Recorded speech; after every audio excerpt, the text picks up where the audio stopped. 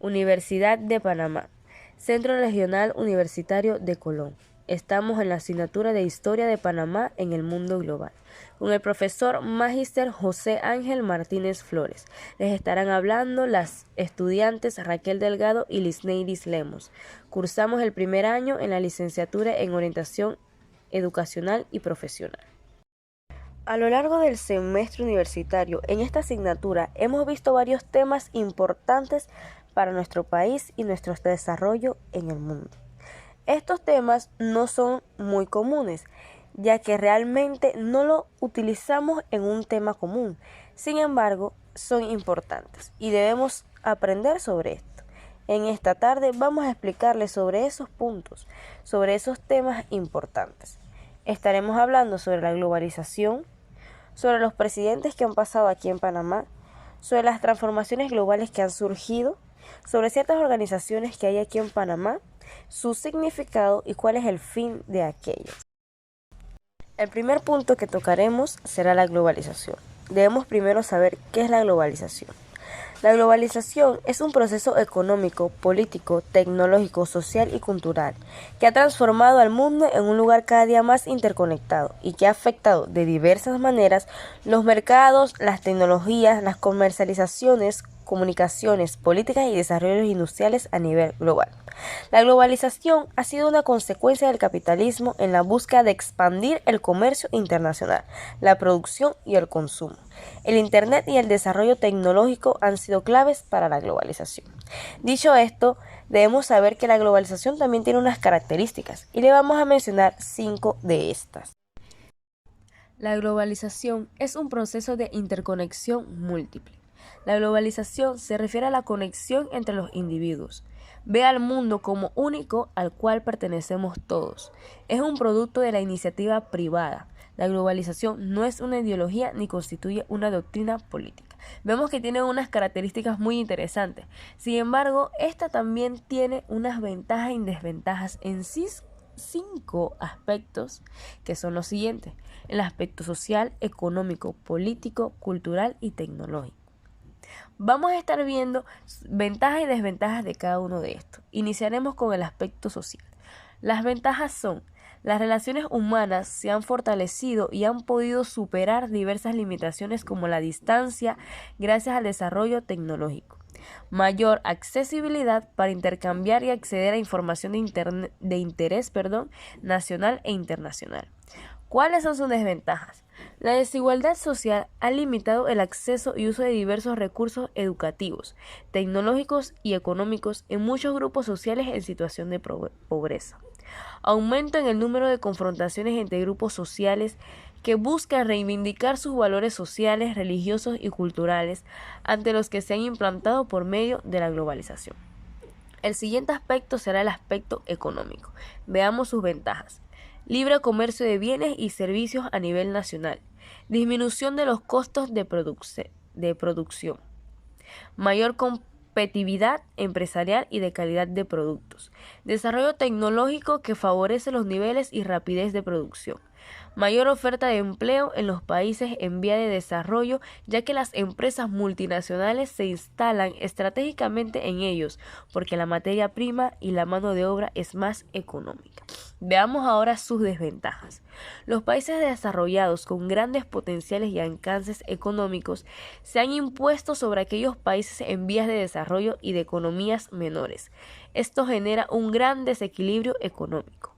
En los países desarrollados aumenta el desempleo porque las empresas multinacionales abren sedes en países en vías de desarrollo, donde la mano de obra y materia prima es más económica.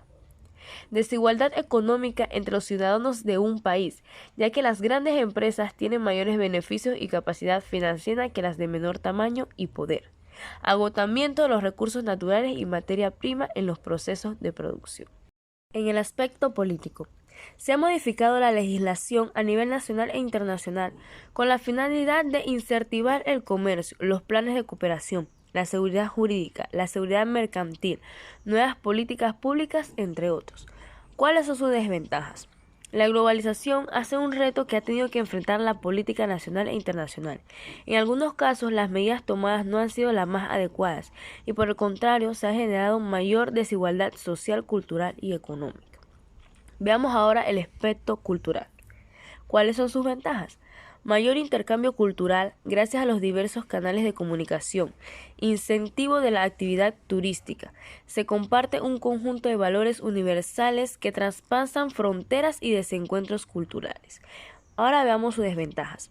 Se puede ver afectada de manera negativa la identidad nacional como resultado de que los países desarrollados sobreponen sus culturas sobre lo de los países en vías de desarrollo, a través de un gran impulso comercial y de los medios de comunicación.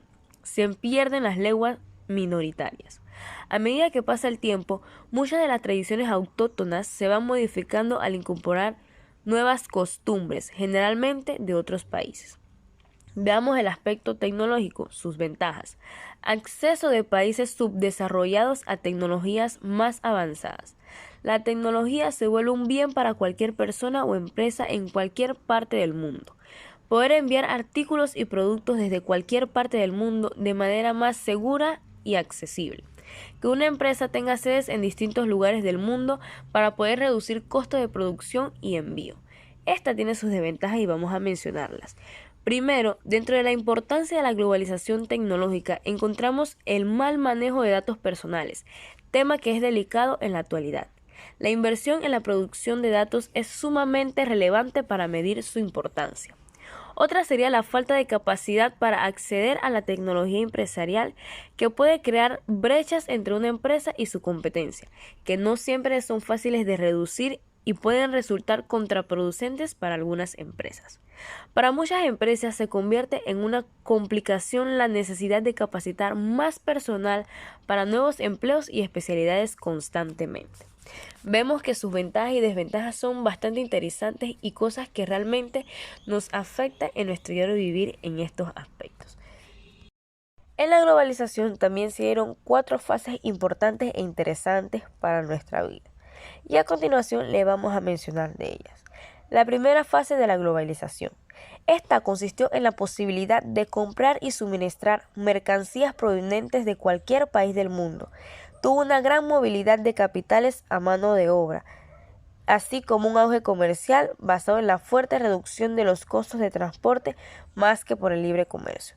También sucedió lo siguiente: la revolución de los transportes, la gran emigración europea, de una economía mundial europea al predominio de Norteamérica, del optimismo y la integración internacional a la industrialización concurrente, la captura de nuevos mercados, modernización de la agricultura o refuerzo del proteccionalismo, incremento de los intercambios provocados por la difusión de los nuevos productos de la segunda revolución industrial, buen funcionamiento del sistema de pagos internacionales, mejora de las comunicaciones marítimas. Muy interesantes estos sucesos. Veamos ahora la segunda fase. El segundo grado de la globalización, consistente en la fabricación de bienes cada vez más complejos en los países que aportan mayores ventajas competitivas en forma de menores impuestos o costos laborales. Se pasó de especializar la producción, para la cual cada región contaba con ventajas competitivas, a relocalizar producción que hasta entonces se había realizado en ciertas regiones, pasando a realizarla en países con mano de obra e impuestos más baratos. Gran desarrollo de la cooperación financiera entre países con un limitado flujo de capitales y poco de mano de obra. De la tercera fase veamos algo corto pero concreto. Si bien todos somos conscientes y nos hemos acondicionado ya a las 2 primeras etapas de la globalización, la tercera etapa supone un cambio actual al que nos debemos adaptar como gestores de proyectos, haciendo especial hincapié en conocimientos y cualidades cada vez más importantes, como idiomas, relaciones interculturales, comunicación, teletrabajo y en general gestión de equipos a distancia. Generalización de libre comercio liderado por empresas transnacionales, gran movilidad de capitales empresariales con fuerte concentración de excedentes y escasa libertad de desplazamientos de mano de obra. Veamos ahora la cuarta fase, la fase muy interesante. La industria 4.0 o cuarta revolución industrial combina técnicas avanzadas de producción y operaciones con tecnologías inteligentes que se integran en las organizaciones, las personas y los activos. Esta revolución está marcada por la aparición de nuevas tecnologías como la robótica, la analítica, la inteligencia artificial, las tecnologías cognitivas, la nanotecnología y el Internet of Things (IoT), entre otros. Las organizaciones deben identificar las tecnologías que mejor satisfacen sus necesidades para intervenir en ellas. Si las empresas no comprenden los cambios y oportunidades que trae consigo la industria 4.0, corren el riesgo de perder cuota de mercado. Así que la combinación de ambas realidades nos lleva a vivir en un contexto socioeconómico un tanto inquietante. Desconocemos sus consecuencias y solo podemos ser capaces de analizar los efectos inmediatos sobre si esta nueva era va a mejorar la condición humana. Y ello va a depender de si la gobernanza corporativa local, nacional e internacional se pueden adaptar a estos sucesos a tiempo. Cada una de estas fases muestran algo distinto. En cada una de ellas vamos evolucionando en la globalización. Así que es muy interesante.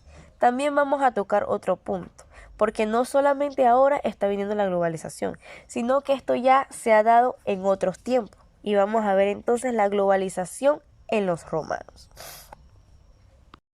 Durante el Imperio Romano existió una importantísima red de comunicación de calzadas que conectaba con todos los puntos y no existían restricciones para pasar de una ciudad a otra. Un punto fundamental es que la ley era la misma para todos, tanto si vivías en la propia Roma como si vivías en Córdoba. Mientras tuvieses el rango de ciudadano romano, todo estaba bien. La lengua oficial en todo el imperio era el latín. El sistema monetario era el mismo, al igual que lo eran las construcciones y la religión.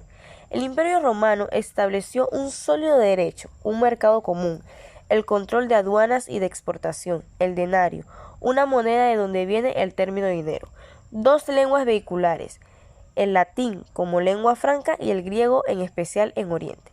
Construyó un sistema político eficaz, unas infraestructuras magníficas y resistentes, unas asombrosas vías terrestres, fluviales y marítimas, una red de acueductos incomparable que hacía llegar agua potable e higiénica a las ciudades, una red de alcantarillado con la que se gestionó las aguas residuales y el medio ambiente. Se reutilizaban los diferentes residuos, se supo agujerar y derribar montañas, perforar los cauces de los ríos, se proyectó desviar cursos fluviales para evitar las inundaciones del Tíber. En todo ello destacó Marco Vitruvio, el gran teórico de la arquitectura, a quien de muy joven contrató Julio César.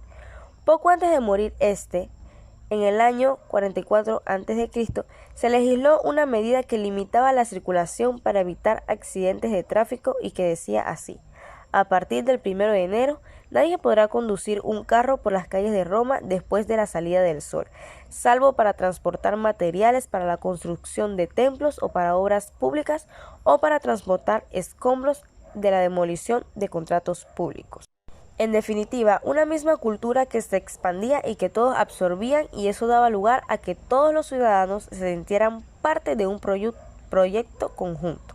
Fue un proceso de unificación que, como podemos ver, le sirvió durante muchos siglos. Descubrimiento del Nuevo Mundo. El Nuevo Mundo es uno de los nombres históricos con lo que los europeos han denominado al continente americano desde finales del siglo XV como consecuencia del descubrimiento de América en 1492.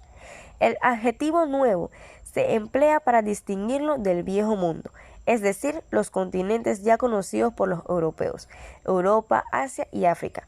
Por esa razón se justificaba el uso de un término inédito para designar al continente recién llegado. En principio, Cristóbal Colón creyó que había llegado al continente asiático llamado Indias por Marco Polo. Esta confusión hizo que los europeos denominasen Indias occidentales a las islas recién descubiertas, en oposición a las Indias ya conocidas, que desde entonces empezaron a llamarse Indias orientales. Por esa misma equivocación, a los nativos americanos se les denominó indios. No obstante, ya en ese tercer viaje de 1498 a 1500, el mismo Colón advirtió que se trataba de un nuevo territorio desconocido hasta entonces. De esta forma, desde el año 1507, las cartografías comenzaron a mostrar a América como un nuevo continente a partir de los trabajos de Américo Vespucio, Juan de la Cosa y Martín Waldseemüller. Esta designación no debe interpretarse como sinónimo de mundo moderno o mundo contemporáneo, ya que estos dos últimos conceptos suelen referirse a periodos históricos y concretos y no a una masa de tierra o continentes específicos. Para el posterior descubrimiento de Oceanía se utiliza el término novísimo mundo.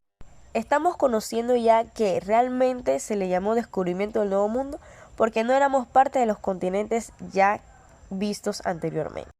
Otro tema bastante interesante que vamos a estar tocando en la tarde de hoy es el de las guerras napoleónicas.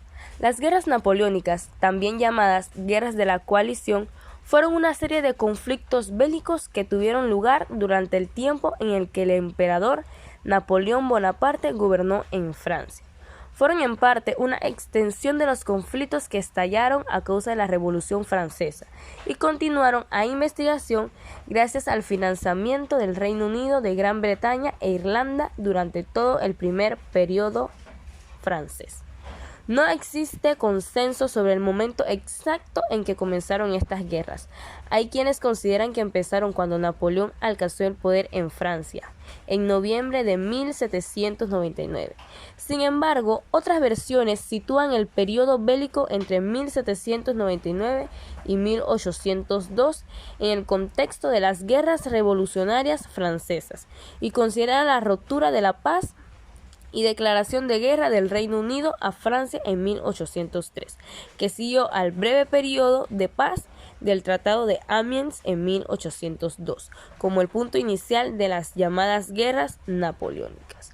Las guerras napoleónicas, que hoy en día se tiende cada vez más a llamar las guerras de la coalición, por haberle sido en realidad impuestas a Napoleón por los aliados, finalizaron el 20 de noviembre de 1815, tras la derrota final de Napoleón en la batalla de Waterloo y el Segundo Tratado de París de 1815.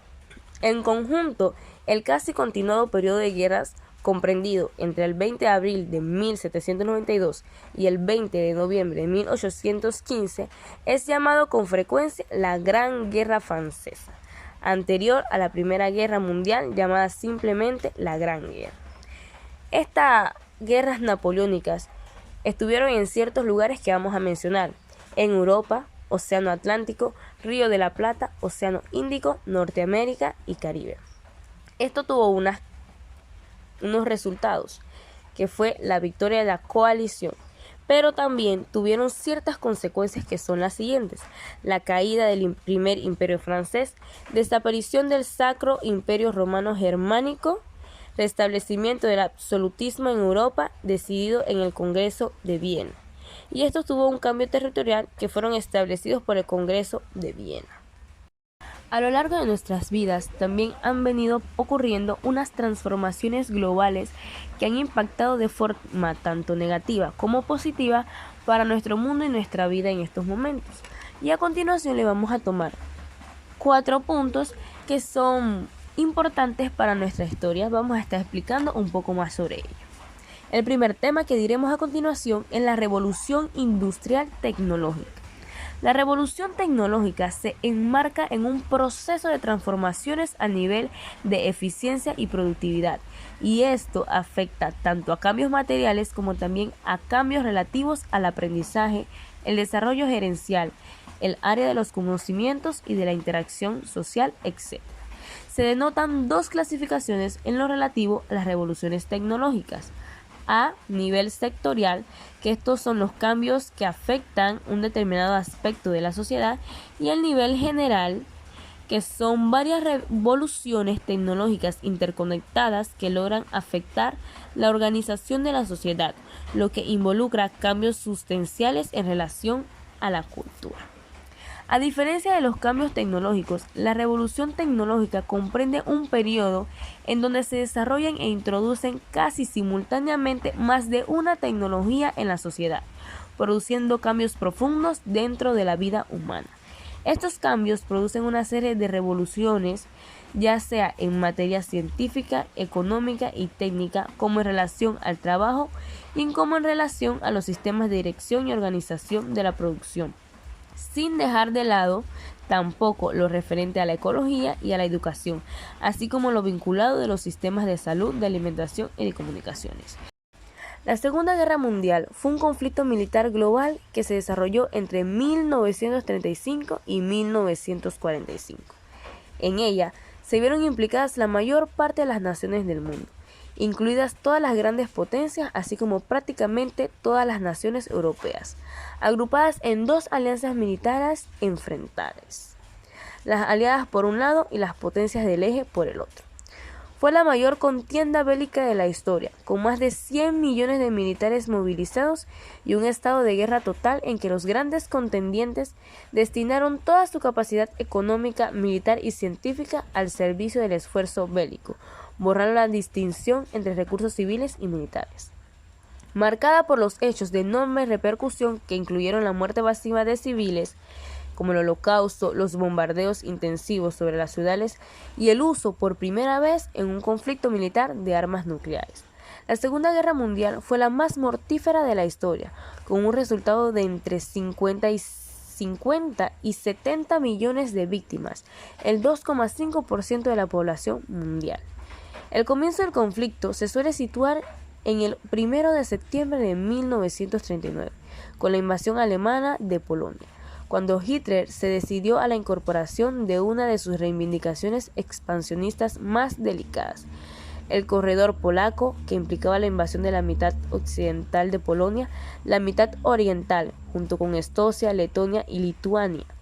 Fue ocupada por la Unión Soviética, mientras que Finlandia logró mantener su independencia de los soviéticos. El Reino Unido y Francia le declararon la guerra a Alemania, que esperaban como una repetición de la guerra de trincheras. A diferencia de la Primera Guerra Mundial, la rendición, tanto la japonesa como la alemana, se produjo por derrota incondicional, sin pasar por ningún tipo de negociación.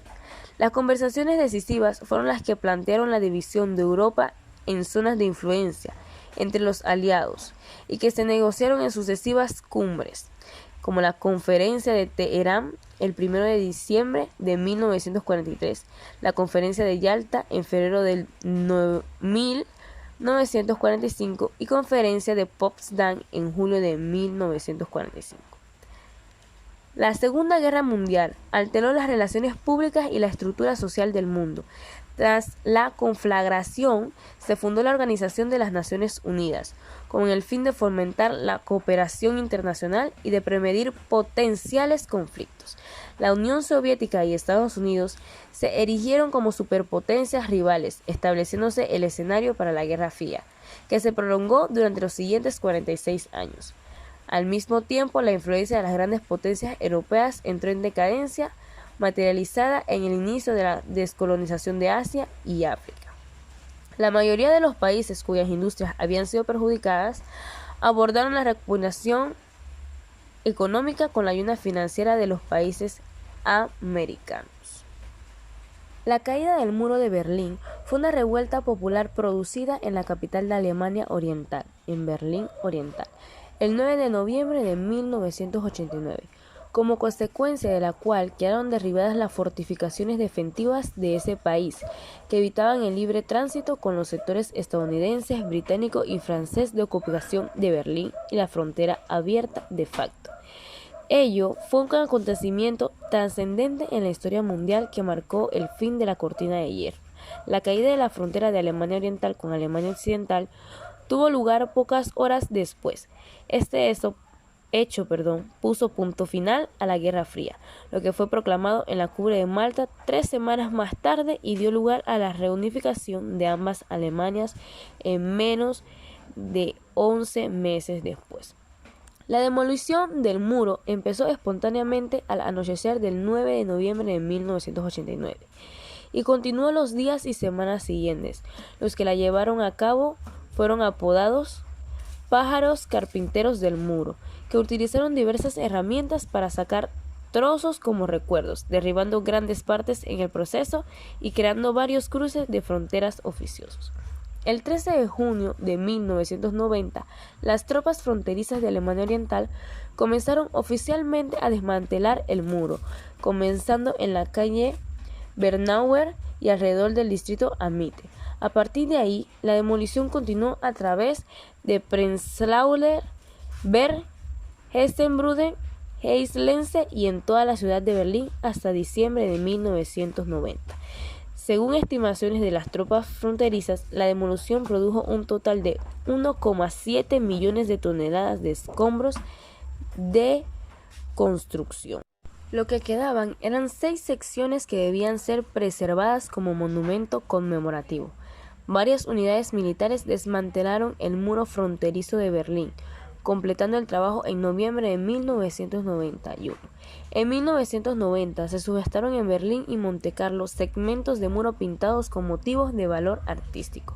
El 1 de julio de 1990, Alemania del Este adoptó la moneda alemana occidental y declaró unilateralmente la abolición de su frontera con Alemania Occidental, aunque la frontera interalemana llevaba meses sin existir de facto.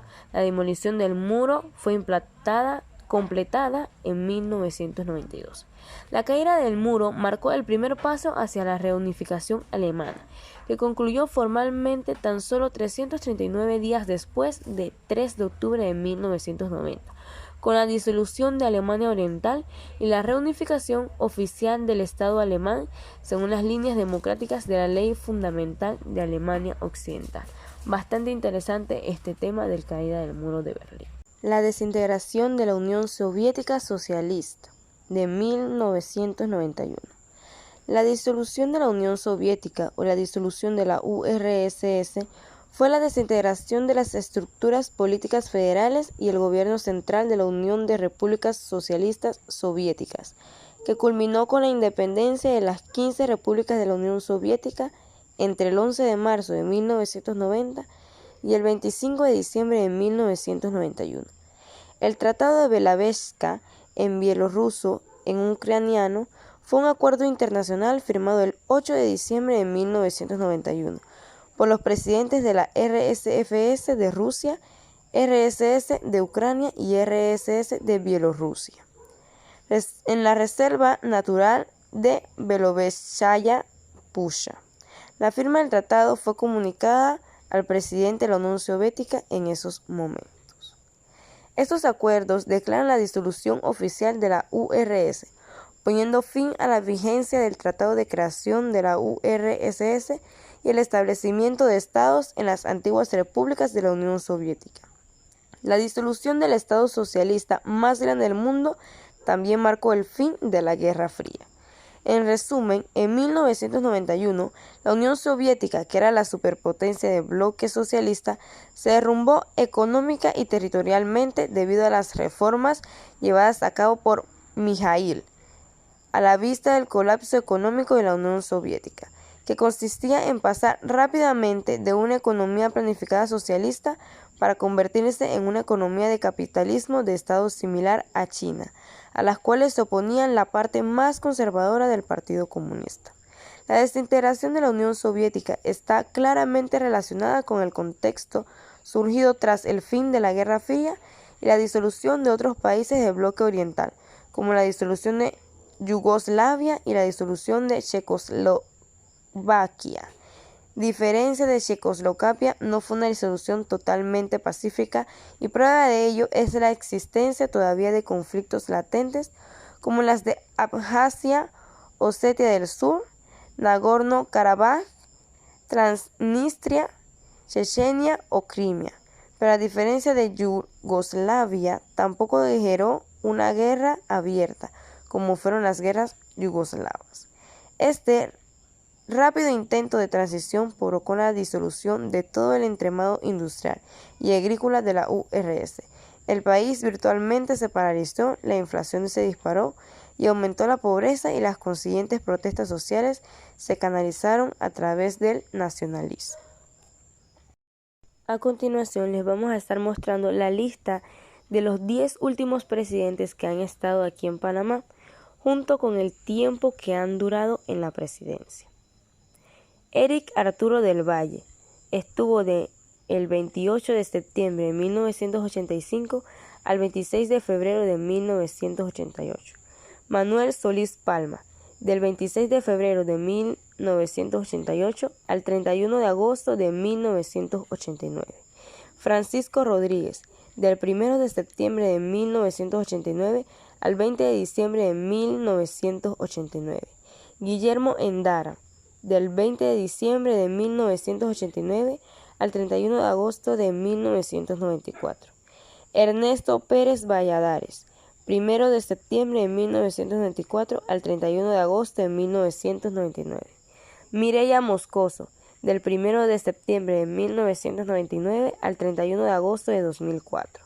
Martín Torrijos, del 1 de septiembre de 2004 al 30 de junio de 2009. Ricardo Martinelli, del 1 de julio de 2009 al 30 de junio de 2014. Juan Carlos Varela, del 1 de julio de 2014 al 30 de junio de 2019. Y nuestro actual presidente, Laurentino Cortizo, que entró a la presidencia el 1 de julio de 2019 y actualmente se encuentra en el cargo.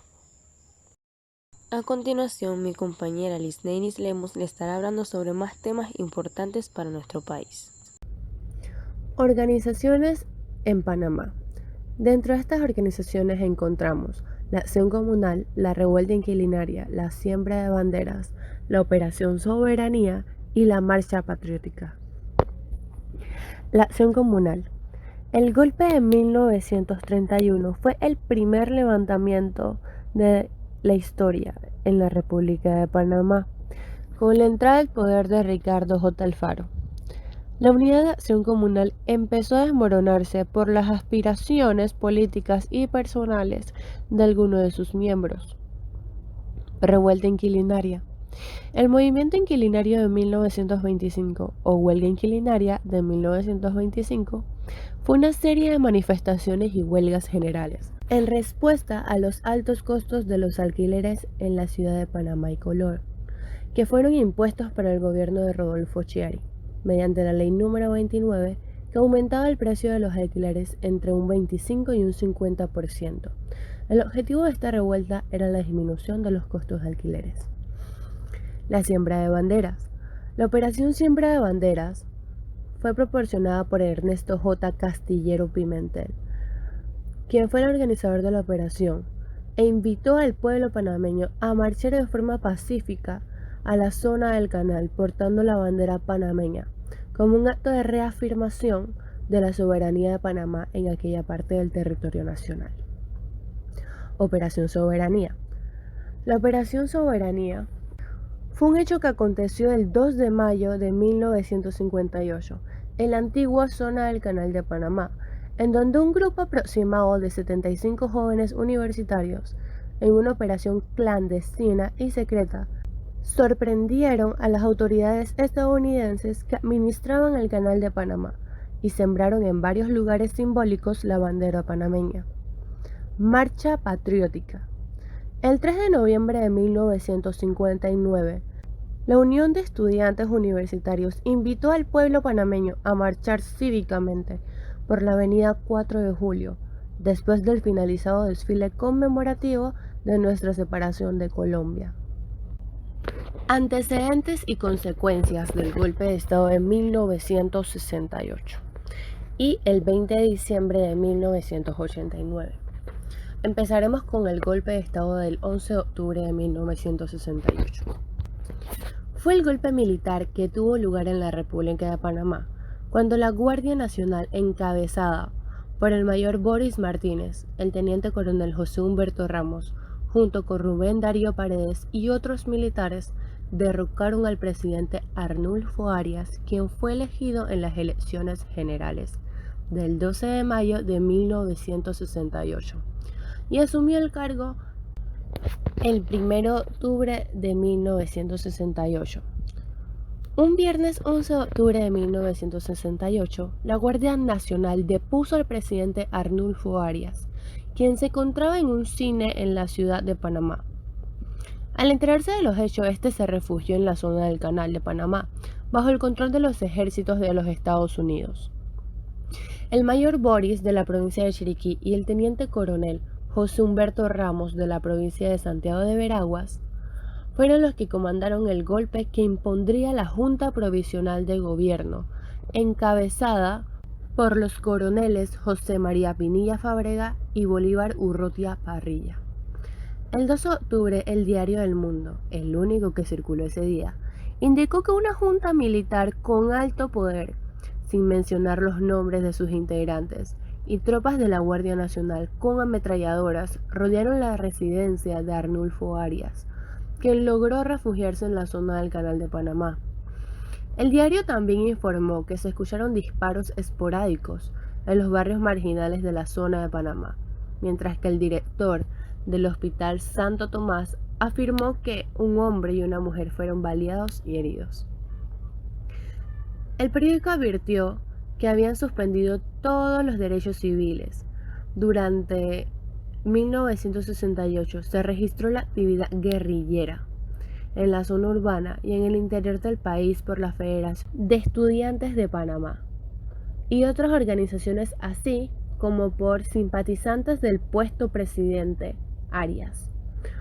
Hubo actos militares contra la Guardia Nacional, cierre de periódicos y desarrollo de la emisión de panfletos y escritos clandestinos que habían recibido noticias del golpe mientras se encontraba en la zona del Canal de Panamá. El teniente coronel Omar Torrijos y algunos oficiales, incluido el empresario Demetrio Bel Arcas, buscaron restablecer de alguna forma el gobierno, incluso intentando instalar al vicepresidente Arias Raúl Arango como nuevo presidente. Para consternación de Martínez, aunque éste nombró la Junta Provisional de Gobiernos, Martínez y Torrijos fueron los verdaderos líderes desde el principio. Poco después del golpe, Torrijos fue ascendido a coronel de pleno derecho y nombrado comandante de la Guardia Nacional. Prohibieron toda actividad política y cerraron la legislatura. También tomaron control de 3 periódicos, propiedad del hermano del presidente Arias. Armó, dio y chantajeó a los dueños de los periódicos más antiguos, que en este caso es La Estrella de Panamá, para que se convirtieran en los portavoces del gobierno con suficiente oposición contra Martínez, incluso de Estados Unidos. Torrijos derrocó y exilió a Martínez y a José Humberto Ramos a Miami el 23 de febrero de 1969, casi 4 meses después del golpe inicial. Torrijos pasó a gobernar Panamá como dictador militar de facto, hasta el día de su muerte, en un misterioso accidente aéreo el 23 de julio de 1981. 20 de diciembre de 1989. La invasión de Estados Unidos en Panamá fue la última intervención militar estadounidense de la Guerra Fría.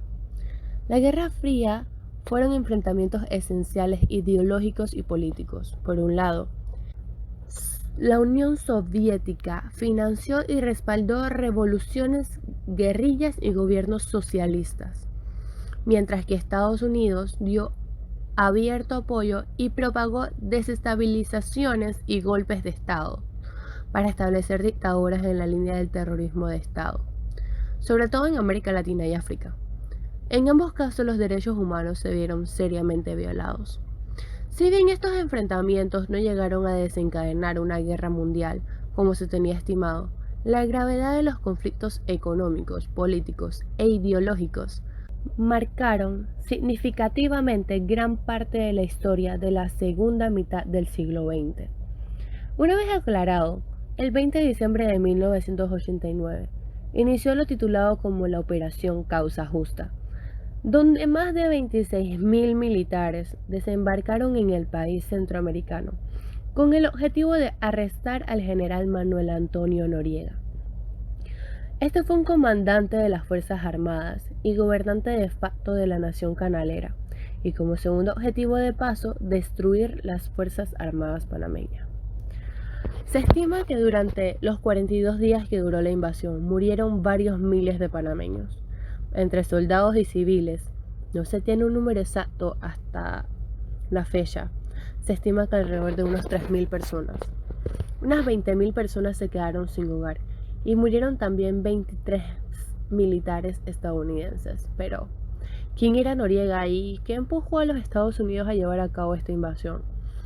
Para entender la relación entre los Estados Unidos y Panamá hay que dar un paso atrás en la historia, hasta 1903, cuando Panamá se independizó de Colombia, con el apoyo de Estados Unidos a cambio de que Panamá le cediera los derechos de construcción y explotación a los estadounidenses de un canal interoceánico y la soberanía sobre la zona del canal.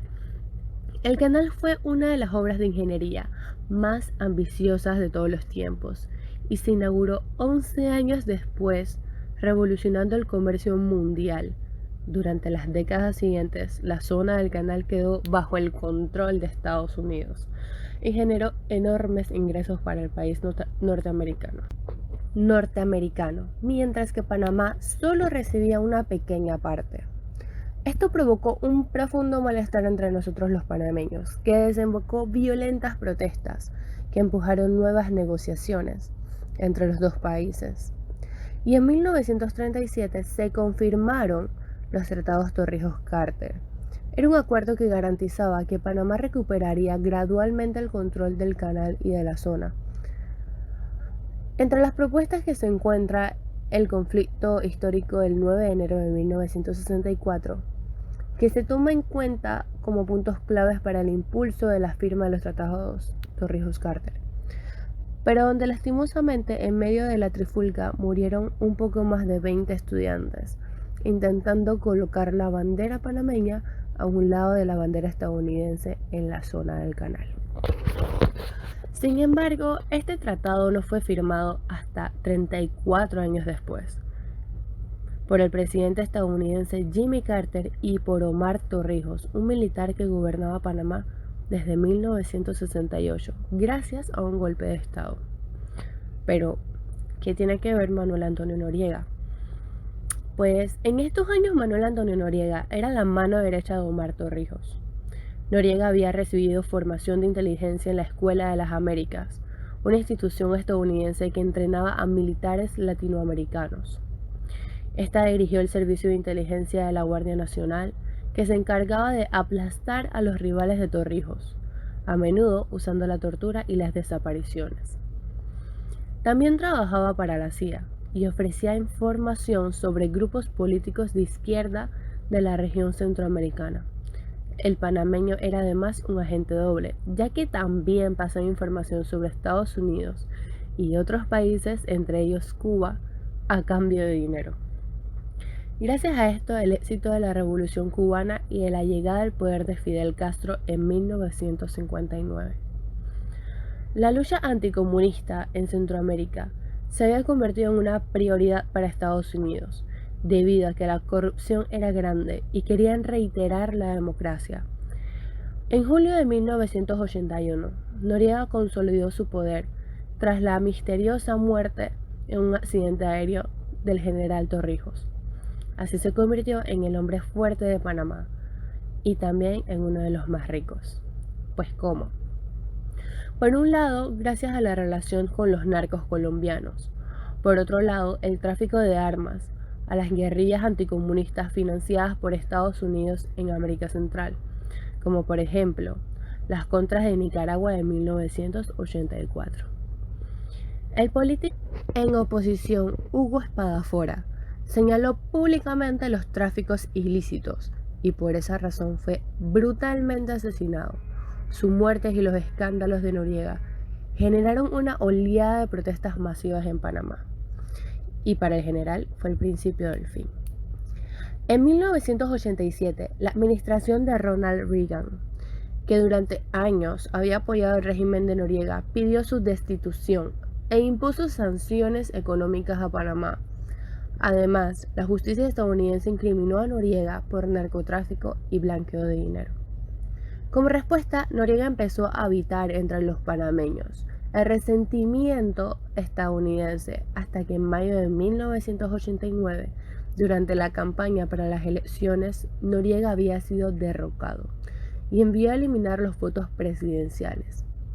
Sin embargo, tras haber ganado las elecciones, el vicepresidente Billy Ford decidió protestar mediante una marcha anunciando el éxito de haber ganado, a pesar de que habían sido eliminados los votos por el general. Debido a esto, la crisis empezó. Al celebrar, los candidatos de la oposición fueron brutalmente agredidos en las calles de la ciudad de Panamá por los batallones creados por Noriega.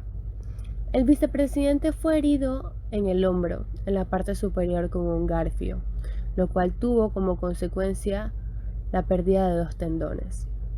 Aquella persona pertenecía al escuadrón Credo. De manera anónima, por Noriega como esfuerzo, eran llamados batallones de la dignidad. Todo esto ocurrió frente a los medios de televisión, lo que indignó a la opinión pública internacional. En Estados Unidos, el nuevo presidente electo George Herbert Bush, quien había dirigido la CIA y conocía a Noriega, pidió públicamente la renuncia de Noriega, pero este se negó con vehemencia, anunciando públicamente que no le tenía miedo al gobierno norteamericano, así que sus amenazas eran vanas. El 16 de diciembre de 1989, un oficial panameño disparó y mató a un marín estadounidense. Debido a esto, Bush autorizó la operación militar denominada Causa Justa, justificando la invasión con los siguientes motivos: proteger la vida de los ciudadanos estadounidenses que residían en Panamá, defender la democracia y los derechos humanos en Panamá, detener a Noriega para enfrentar sus delitos contra el narcotráfico. Así se desencadenó la invasión. 4 días después, más de 26.000 soldados estadounidenses, apoyados por la aviación y la marina, desembarcaron en Panamá, con la misión de atrapar a Manuel Antonio Noriega, quien defendían unos 12.000 soldados panameños. De paso, también era destruir las Fuerzas Armadas panameñas. Sin embargo, Noriega se escondió en la Embajada del Vaticano de Panamá, donde se rindió y fue posteriormente llevado a Florida el 3 de enero de 1990. Pero la invasión estadounidense duró hasta el 31 de enero de 1990. Esto fue muy criticado a nivel internacional y la ONU, que es la Organización de las Naciones Unidas, declaró una violación flagrante del derecho internacional. Se estima que en la operación Causa Justa murieron varios miles de panameños.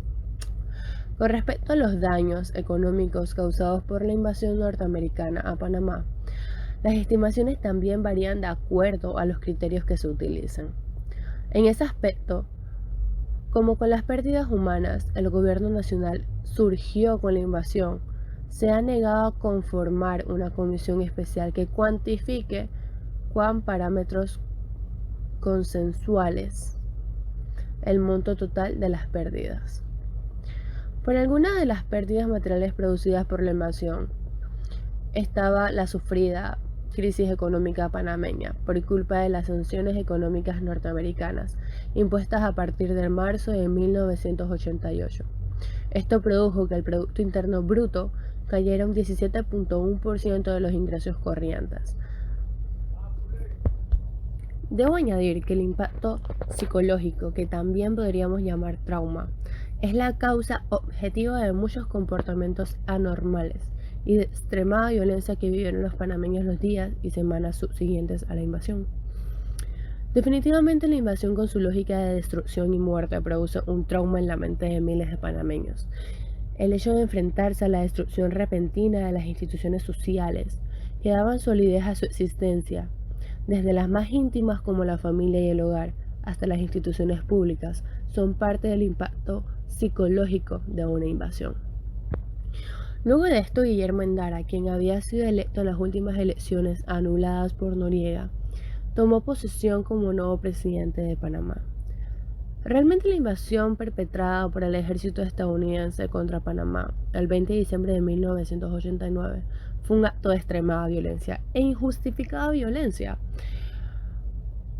Esta acción bélica, realizada contra una población completamente desprevenida, contó con los más sofisticados armamentos y con un elevado contingente de tropas.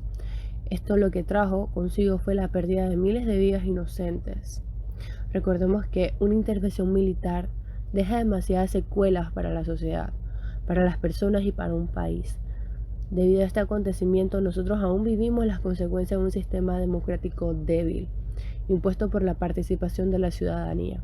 Y recordemos la humillación de tener un ejército extranjero dirigiendo por tantos años los designios de un país. Modelo de desarrollo económico, sus antecedentes, su actualidad y los sectores económicos en Panamá. Cuando hablamos de modelos de desarrollo económico, Panamá pretende ser una economía de mercado o capitalista, pero se trata de un capitalismo distorsionado, patrimonialista, con un poder ejecutivo distribuidor de concesiones. Cuando hablamos de antecedentes, la historia de la economía estudia desde sus inicios, desde el más simple y local trueque, que con el paso de los milenios ha acabado evolucionando en el complejo y globalizado capitalismo, pasando por otros modelos como el esclavista, el feudal y el mercantilista. En la actualidad, el Producto Interno Bruto de Panamá creció un 13.6% en el primer trimestre de 2022 en comparación con el mismo lapso de 2021, impulsado por el comercio, la construcción, el transporte. Sectores económicos de Panamá. Los sectores económicos de Panamá es una alarma estable de Latinoamérica. Entre las principales actividades se encuentran los servicios financieros, turísticos y lógicos, los cuales representan un 75% del Producto Interno Bruto. Sector primario. Cuando hablamos del sector primario, este se denomina porque sus actividades proporcionan alimentos y otros recursos básicos. Las principales actividades del sector primario son la agricultura, la ganadería, la pesca, la caza, la silvicultura, la apicultura, entre otras. También está la explotación de algunas materias primas, pero no suele considerarse como parte del sector primario. Sector secundario. El sector en la economía es aquel que transforma la materia prima que es extraída del sector primario en productos de consumo o en bienes de equipos, como lo es en el caso de las industrias textiles, que se encarga de transformar el algodón, el lino y la seda en telas para que luego se puedan confeccionar prendas de vestir. Sector terciario. Son aquellos en los que los aspectos sociales de convivencia o reconocimiento social surgen como se ha cumplido en las materias primas y secundarias. Podemos mencionar el Internet, el turismo, la hotelería y los servicios de comunicación, entre otras. Problemas de la inserción de Panamá en el mundo económico globalizado. El paraíso fiscal, Panama Papers, el Gafi, la OCDE, la NFI y el Grupo de los 20, además de la corrupción de Odebrecht. Problemas de la inserción de Panamá en el mundo económico globalizado. La desigualdad económica entre los ciudadanos de un país, ya que las grandes empresas tienen mayores beneficios y capacidad financiera que los de menor tamaño y poder. Es un agotamiento de los recursos naturales y materias primas en los procesos de producción. Cuando hablamos de paraíso fiscal, hablamos de un territorio que ofrece a individuos y empresas extranjeras poca o ninguna carga tributaria en un entorno estable político económicamente. Eso lo suelen combinar con que proporcionan poca o ninguna información financiera a las autoridades fiscales extranjeras. El término paraíso fiscal siempre huele mal, pero en realidad las inversiones son legales, siempre y cuando se declaren. Famoso caso Panama Papers.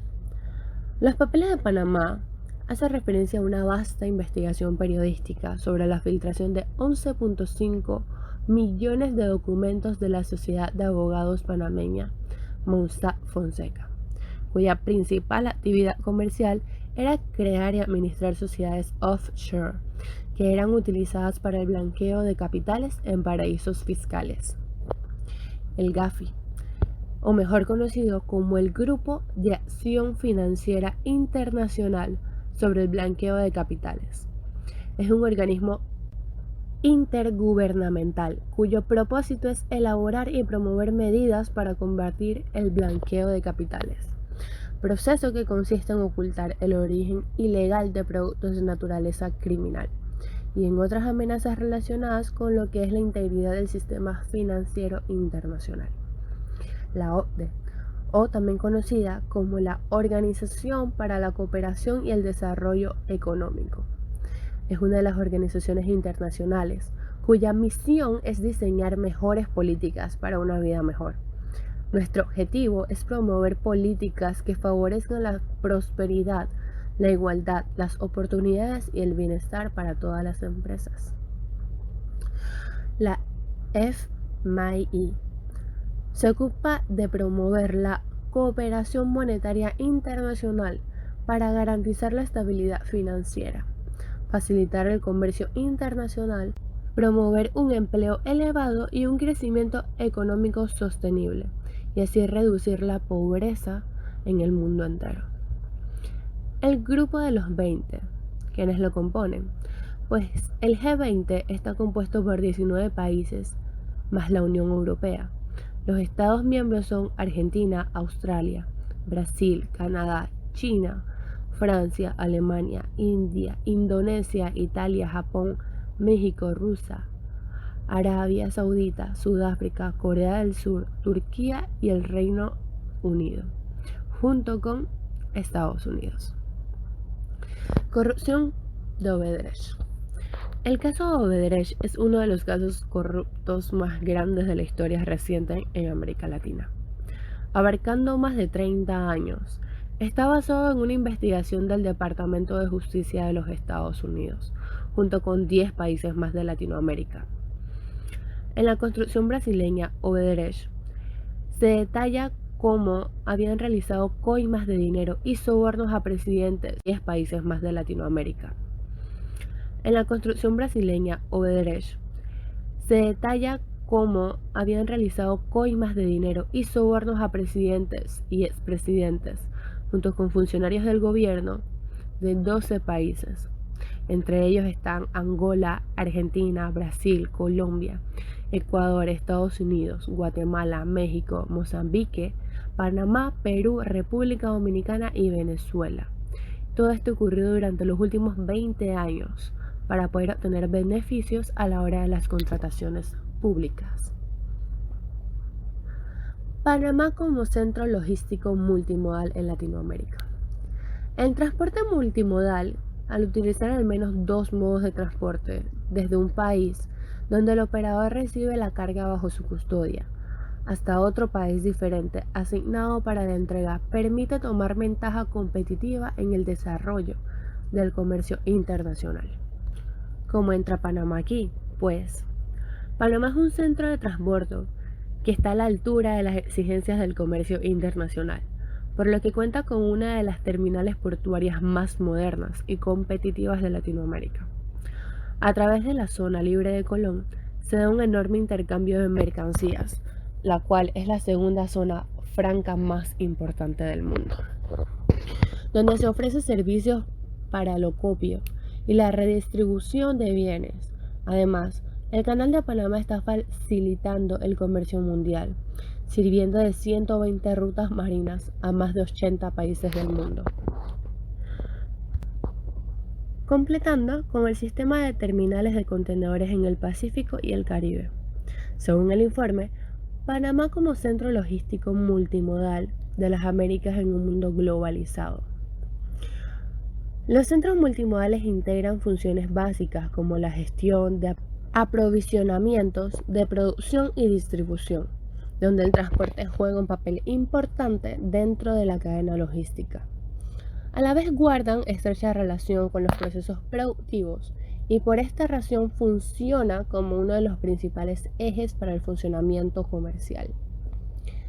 Estas actividades se desarrollan de forma interrelacionada. La manera de llevar a cabo una de las actividades logísticas influye en las demás. Por ejemplo, la utilización de un medio de transporte determina el medio en el que tendrán que estar almacenados los productos en los mercados de destino. La gestión de control de inventarios y pedidos, los embalajes a utilizar, etc. En efecto, Panamá posee uno de los sistemas logísticos más eficientes de América Latina, con la capacidad de realizar operaciones de gran alcance dentro de la región, ofreciendo así una oportunidad de crecimiento para empresarios nacionales y extranjeros. Los parques logísticos se han desarrollado como un nuevo modelo de integración logística, donde operadores especializados toman ventajas de las plataformas existentes.